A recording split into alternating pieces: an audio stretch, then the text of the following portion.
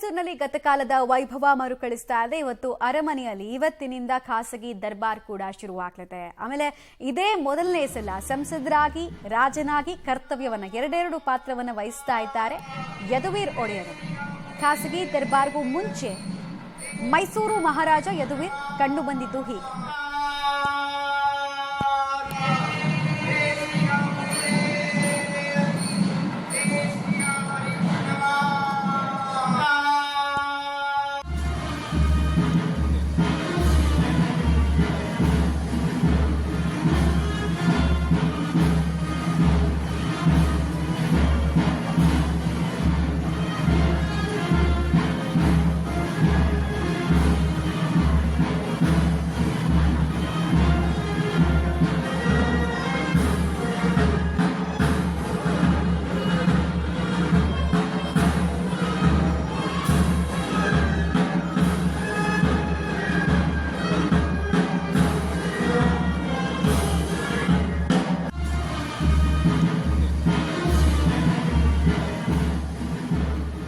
ಅರಮನೆಯಲ್ಲಿ ಖಾಸಗಿ ದರ್ಬಾರ್ನ ಸುಂದರ ಕ್ಷಣಗಳನ್ನ ನೀವು ಗಮನಿಸ್ತಾ ಇದ್ದೀರಿ. ಆ ಮೂಲಕ ಹೆರಿಟೇಜ್ ಅಥವಾ ಪರಂಪರಾಗತವಾಗಿ ದಸರಾವನ್ನ ಹೇಗೆ ಮಾಡ್ಕೊಂಡು ಬರ್ತಾ ಇದ್ವಿ ಅನ್ನೋದನ್ನ ಸಾಂಕೇತಿಕವಾಗಿ ತೋರಿಸುವಂತಹ ಪ್ರಯತ್ನ ಇವತ್ತಿನಿಂದ ಆಗ್ತಾ ಇದೆ.